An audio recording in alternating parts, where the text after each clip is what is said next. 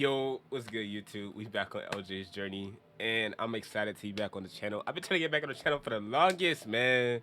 But we back here, and this video I'm about to watch is a video I did with one of my homies from high school. Honestly, I ain't even talked to nobody since high school like that. Couple people, but like not no long talks. And me and him had a great conversation. Shout out to you, Kedric, and I appreciate you doing a video with me. I would hope to do some more, definitely. But the video I'm about to watch right now, it is uncut. Yes, I'm editing it a little bit, but the video itself, the talk we had, is uncut. Like, I don't like editing nothing out. I like to keep my stuff real, cause like it feels real to me. So that's how I leave it. You know, of course, I probably could edit some stuff. You know, there's like a little bit of editing in it, but for the most part, it's left uncut because I don't like to touch my talks. I like to keep this stuff fresh. I like to keep it how it is because I feel like this is real. So therefore, it's not edited like that.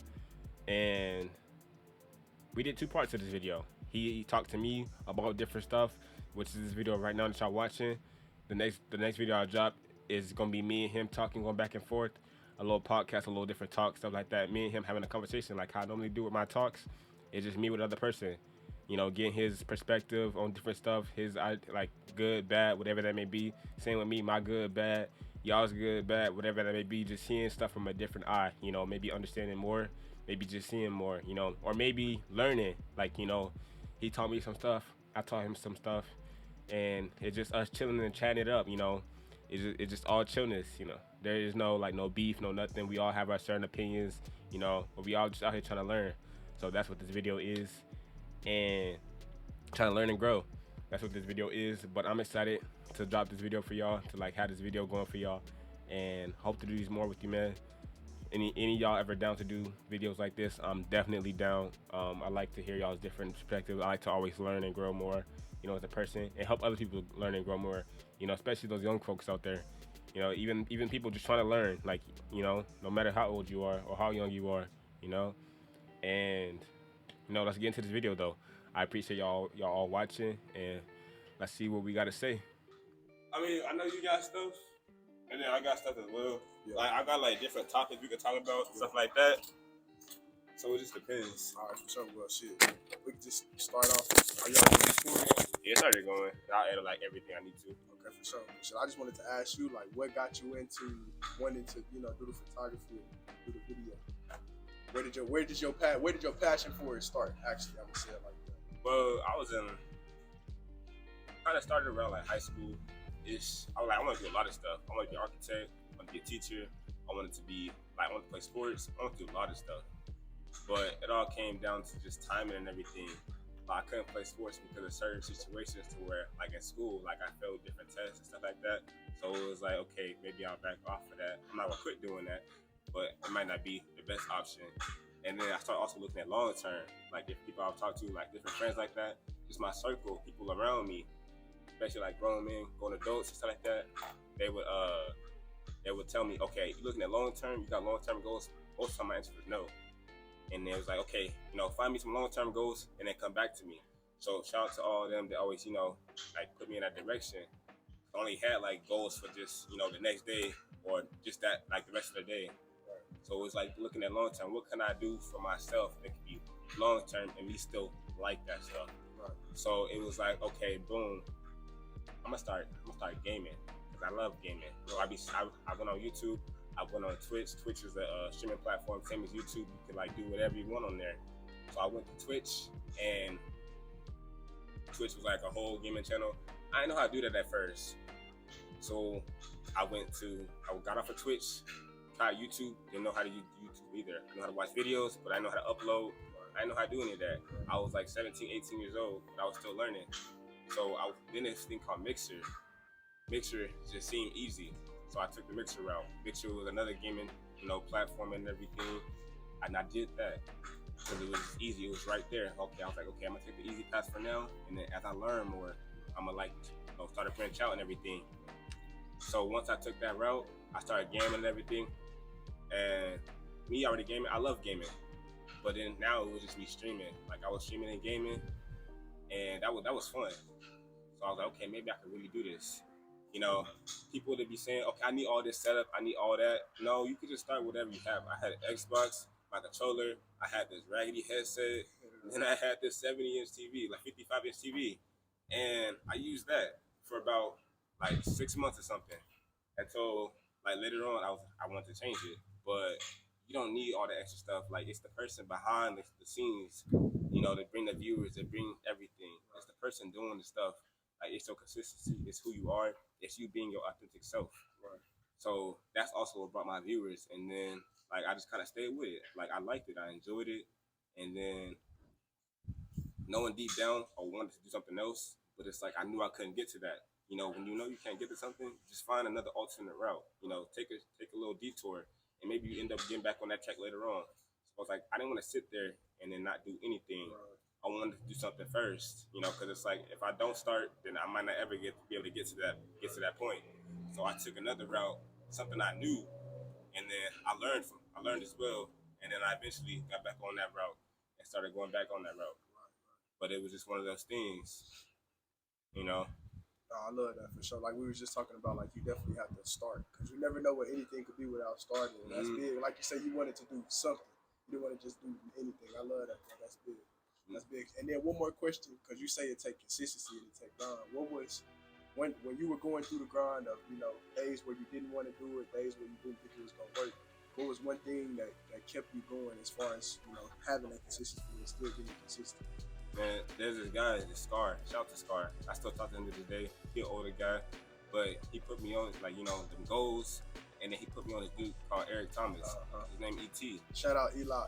Shout out Eli. I watch that dude all the time. Like I don't watch him that much anymore, but I'm still following him though. I still see him on Instagram sometimes, but I used to watch him all the time. It's just, if you stop, you're never gonna get there. Right. If you give up, you're not gonna get there. Right. If you just don't feel like getting it, you're not gonna get there. So it was like dang, I'm gonna just take a break. It's like taking a break is better than just like putting all in all. But it's like I know at the end of the day, it's something that I really want to do, which is something I really want to do. I gotta keep going. Take a break, of course. You don't want to burn yourself out. Do what you gotta do, but don't give up on yourself. You never know. That next day, that next step, that next thing, whatever that may be, you could get it.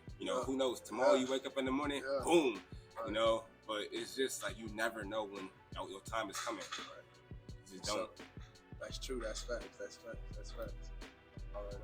I don't want to take over the interview, but I had this question in mind yesterday because I was thinking, I was like, it's been a while since I saw you. As we get older and as we go through things in life, we change as people. Not for some people good, some people bad. I'm not gonna say for bad because some people change for the worse, but I don't think you really change for the worse. What's one thing that you can say since you've stepped into adulthood and becoming a man that you can say one of your biggest lessons or something that you walk with every day? Like I knew as a person, like in high school, I was always quiet. Like of course a person always has their thoughts and everything, but I was always quiet as a person. And I knew in order to get to that, like just to, start doing stuff, I had to say something. If it was something I wanted, I knew I had to say something. Nobody can read your mind. Nobody knows what you think at the end of the day. I had to say something. So it was part of me talking, like just putting myself out there. The worst person you can say is no. Like that's it, facts. And at the end of the day, like shoot your shots. Like just go for it. Like some people might say no's. There might be a couple yeses, but you never know if you don't ask them. So it was just like taking any initiative just to ask. And there was this guy, I work with kids right now, and that's one of the biggest things that also changed my life. It also changed my comfort zone. When I first started working with kids though, at 17 years old, I was in high school as well when I was doing this. And I used to never talk, I used to never like tell my kids to like do certain stuff and stuff like that. I was always like I was RST. Let me just say that. I was RST. RST is a person who can't have a group by themselves because they underage. Legally they can't have a group by themselves. So there was also a person with me, and I let them take the lead, and me just sit in the shadows and just do my own thing. Was it always like a person kind of older than you as well? They were always older than me, and so that also was a thing. So it's like whenever they put me in those positions, I couldn't do it because it's like we never took the initiative. So it was like, okay, while I'm with this person, let me learn from them and let me like see what they're doing, so that way I could do it myself. Cause I know there's gonna be a day where I'm gonna be by myself as I get older. So it's like I have to learn right now, and if I don't learn, then I'm never gonna know how to do it. Right. And then let me add this too. I'm gonna look at the camera when I say this. No disrespect to the older generation, but like it'll be received better coming from you because you know you somebody closer to them in age that they can relate to a little more. That's why when you say you work with kids, I respect that to the most, bro, because the generations after us is what we have to be focusing on now. Because our generation, you know, a mindset is a mindset. Once a mindset is kind of stuck, it's kind of stuck. But with those younger kids, we fail sometimes to understand that we influence. Yeah, we're molding them into who they are. We're molding them into who they gonna be. And if you go in there every day, and if you can come from your, because you, like you said, you were still young. You were still getting over your experiences and learning who you were. Mm-hmm. If you come in there with the knowledge that a young kid that may be in the same shoes that you and even me were at that time, you know, dealing with different little social anxieties and things. If you come in there with the knowledge for them and tell them, hey man, you're fucking great, and you don't have to try to hide yourself, because a lot of it be us hiding ourselves. You know, you don't have to hide yourself, be yourself. You know, that can change a kid's life. So I respect that, bro. That's big working with the youth, bro. Mm-hmm. And also, like, it's one of those things where, like, half the time, those kids, like you said, you relate to them more than you know. Right. Like, those kids, they human just like you. Right. And they got stories just like you. Right. So it's you helping them get, like, you know, learn. Right. Just they're learning in general. Right. That's half of that stuff, you know, they don't know how to deal with it. So it's you helping them is just one of those things. And then the younger, like, I always tell kids, the faster you learn, like, it's no rush. But the faster you learn about yourself, the younger you are, the better you will be in life. Like, it's one of those things, like, it's always been a thing. And that's one thing I've noticed, you know. That's true, bro. That's true. Like, when we first came here, because we had our middle school, obviously, you know, viewers may not know, but we had our middle school. When I first pulled up here, that's one thing I thought about. Like, if I can go back and tell that version of me at that age just a few things, like, what would I tell them type shit, you know? But man, yeah, it just goes to show you like how crucial these times or the youth, you know, can be. So, yeah, I double salute that for real talk.